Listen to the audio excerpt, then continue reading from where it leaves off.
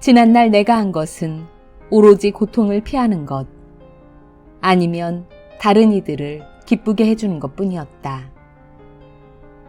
나는 뭔가를 하고, 추구하고, 찾아다니고, 손에 넣는데 사로잡혀 있었다. 내 자신은 가장 나중에 챙겨주는 사람이었다. 내 삶은 두려움에 의해 흘러가고 있었다.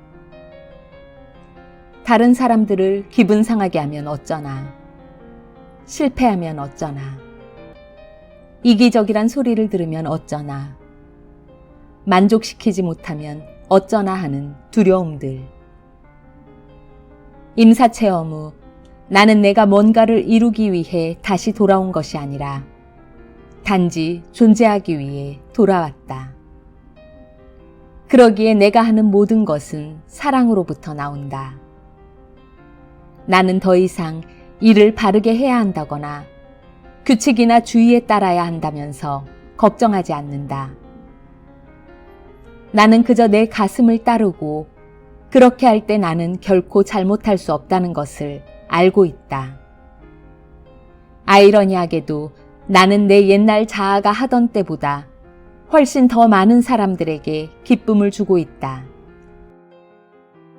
단지 내가 더 행복해지고 자유로워진 것뿐인데 말이다.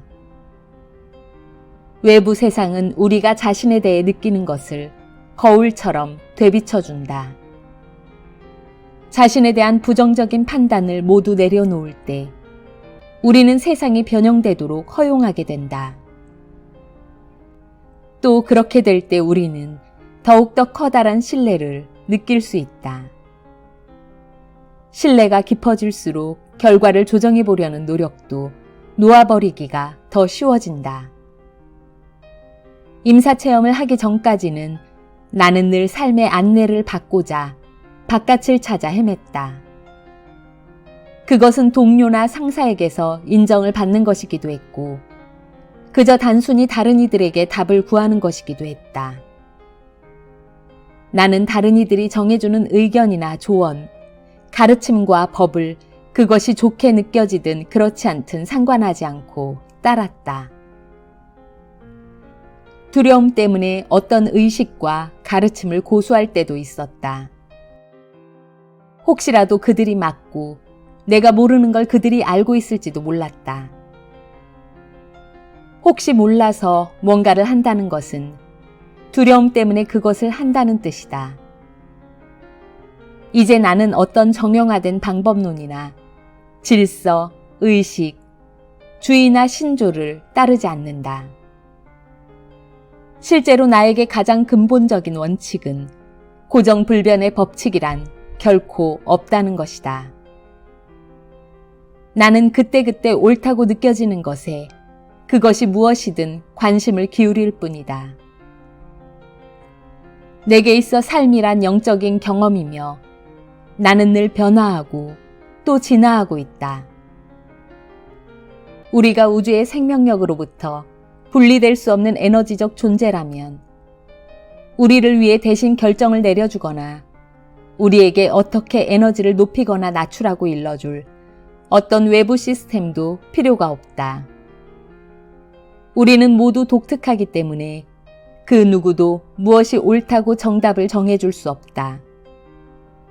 그러나 수많은 조직화된 영성체계와 종교들은 바로 그렇게 하고 있다.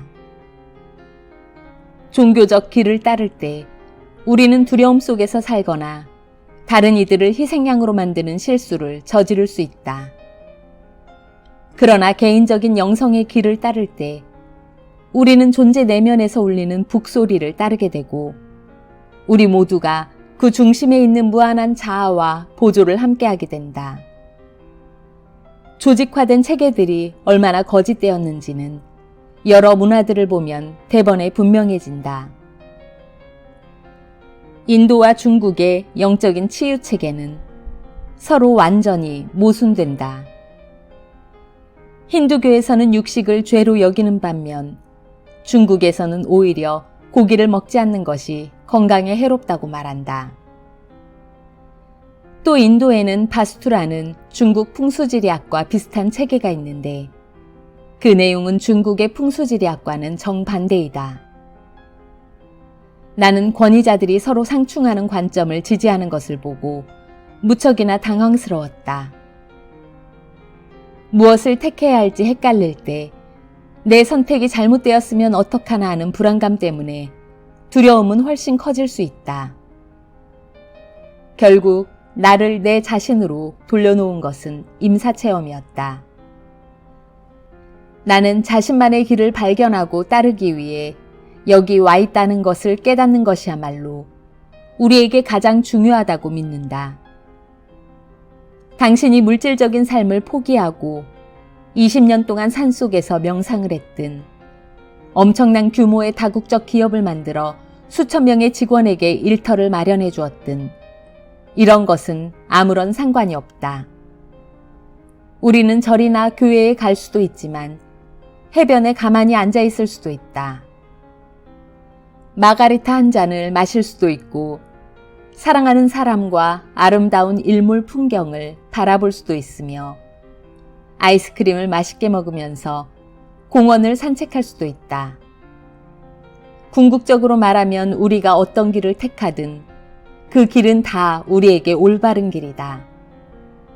어떤 길도 다른 길보다 더 영적이거나 덜 영적이지 않다. 인간은 아주 다양하므로 어떤 이들은 제도화된 종교나 영적인 길이 더 잘 맞겠지만 모든 사람이 다 그런 것은 아니다. 우리가 스스로를 보살피면서 자신의 창조성을 표현하고 살기만 한다면, 그렇게 자신의 장엄함을 확인하면서 살기만 한다면 그것이 바로 우리가 할 수 있는 최선이다. 어떤 한 가지 길이나 신조만이 참된 길이라고 주장한다면 이는 우리 본연의 모습을, 우리가 이곳에 와서 발현하고자 한 모습을 제한할 뿐이다. 우리는 우리의 장엄함에 연결되기 위해 특별한 의식을 실천하고 교리를 따르는 등 뭔가를 하느라 애쓸 필요가 없다. 원한다면, 그렇게 하는 것이 기쁘다면 그렇게 할 수 있지만 그것이 필수사항은 아니다. 그저 내면의 안내를 따르는 것만으로도 과거에 찾던 올바른 방법을 비롯해서 자기에게 꼭 맞는 것을 찾을 수 있다. 자신이나 다른 이들을 판단하지 않고 오직 사랑의 중심에 자기가 있음을 느낄 수 있다면 우리는 옳은 길 위에 있는 것이다. 그렇게 우리는 무한한 전체 안에서 우리의 진정한 장엄함을 인식한다. 예를 들어 기도는 힘든 시기에 있는 사람들에게 커다란 위안을 줄 수 있으며 자기를 발견하는 데에도 도움이 된다. 기도를 통해 우리는 모든 짐을 내려놓고 맡길 수 있기 때문에 기도는 평화와 안녕에도 긍정적인 영향을 준다. 결과적으로 기도하는 사람은 훨씬 가볍고 고양된 기분을 느낄 수 있으며 이는 그 자신만이 아니라 다른 이들에게도 평화를 가져다 준다. 우리 모두는 연결되어 있기 때문이다. 아무리 작은 것이라도 자신에게 긍정적인 것을 선물할 때 당신은 그와 똑같은 것을 전체에도 선물한다. 그러나 나는 기도하는 사람이 기도하지 않는 사람보다 중심에 더 연결되어 있다거나 혹은 덜 연결되어 있다고 생각하지 않는다. 우리 모두는 자기 안에 있는 그 무한한 공간을 알아보는 자기만의 방법을 가지고 있으며 어떤 이들에게는 그것이 기도일 수도 있지만 어떤 이들에게는 그것이 음악이나 미술일 수도 있다. 혹은 자연 속에 있는 것이, 심지어는 지식이나 기술을 추구하는 것이 그런 것일 수도 있다. 열정과 창조성, 그리고 생의 목적을 불러일으키는 것이라면 어떤 것이든 그런 것이 될 수 있다. 다시 말해 자신의 장엄함을 더욱 잘 인식하게 만들어주는 것은 기도 그 자체가 아니다.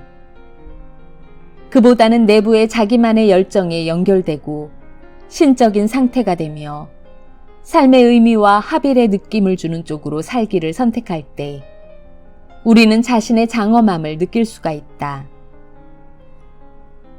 나는 개인적으로 나와 떨어져 있는 외부의 신에게 기도할 필요를 느끼지 못한다. 나는 언제나 단 한순간도 빠짐없이 나와 우주가 하나라는 것을 알기 때문이다. 따라서 나는 내 삶 자체가 기도라고 느낀다. 명상은 무척 도움이 되는 것 같다. 명상은 마음을 고요히 가라앉혀주고 온전히 깨어있도록 도와주기 때문이다. 어떤 사람들한테는 명상이 이런 고양되는 느낌을 주지 못할 수도 있는데 그래도 문제될 것은 없다. 각자 자기 안에서 느껴지는 것을 하는 것이 중요하다. 기존 체계를 따라가는데 별 어려움이 없거나 혹은 재미있다면 그것도 좋다. 하지만 그것이 힘들어지거나 감정이나 생각을 통제하는 수단으로 느껴지기 시작한다면 그것은 당신에게 잘 맞지 않는 방법일 수 있다.